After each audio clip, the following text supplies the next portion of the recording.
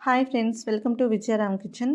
చేపల ఫ్రై ఎప్పుడు చేసినా టేస్టీగా క్రిస్పీగా రావాలంటే నేను చెప్పిన విధంగా చేయండి. చాలా టేస్టీగా ఉంటుంది. డీప్ ఫ్రై చేసామనుకోండి ఆయిల్ వేస్ట్ అవుతుంది. అలాగే చేపలకు పట్టించిన మసాలా అంతా కూడా ఆయిల్లో కలిసిపోతుంది.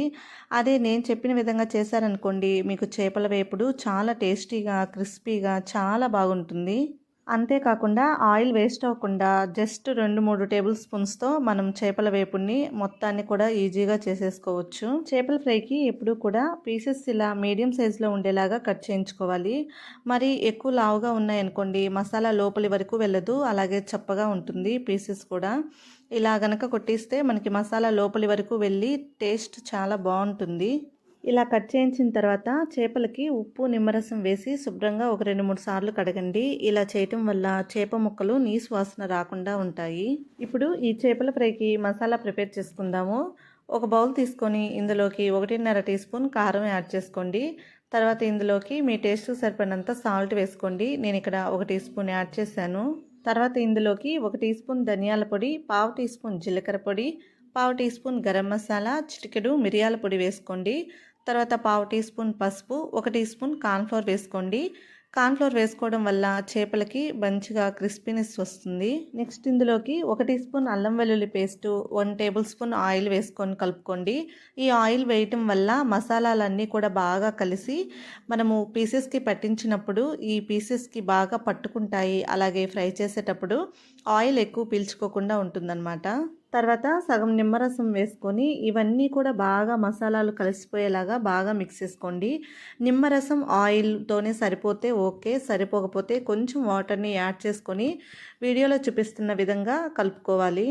ఇలా కలుపుకున్న మసాలా పేస్ట్ని ఈ చేప ముక్కలకి బాగా పట్టించండి. వీటికి ఇలా మొత్తం కూడా పట్టించిన తర్వాత మూత పెట్టేసి ఈ చేప ముక్కల్ని 1 గంట పాటు ఫ్రీజర్లో పెట్టుకోవాలి. ఇలా పెట్టుకుంటే ఈ మసాలాలన్నీ కూడా చేప ముక్కలకి బాగా పట్టుకుంటాయి. 1 అవర్ పెట్టే టైం లేనప్పుడు 1/2 అవర్ అయినా సరే పెట్టుకోవాలండి. లేదా ముందు రోజు మనం మసాలాలు పట్టించి నెక్స్ట్ డే మనం ప్రిపేర్ చేసుకున్నా సరిపోతుంది. 1 అవర్ తర్వాత స్టవ్ పైన ఒక ప్యాన్ పెట్టుకోండి. నేను ఇక్కడ ఐరన్ ప్యాన్ తీసుకున్నాను. ఈ ప్యాన్ పైన ఆయిల్ అప్లై చేసి చేప ముక్కల్ని పెట్టుకోవాలి. అటు ఇటు తిప్పుకోవడానికి వీలుగా ఉండేలాగా 3-4 పెట్టుకోండి. పైన అలాగే చుట్టుపక్కల అంతా కూడా కొద్దిగా ఆయిల్ స్ప్రింకిల్ చేసుకోండి. చేప ముక్కలు బాగా వేగుతాయి. ఒకవైపు ఇలా వేగిన తర్వాత మరోవైపుకి తిప్పుకోండి. స్లోగా తిప్పుకోవాలి.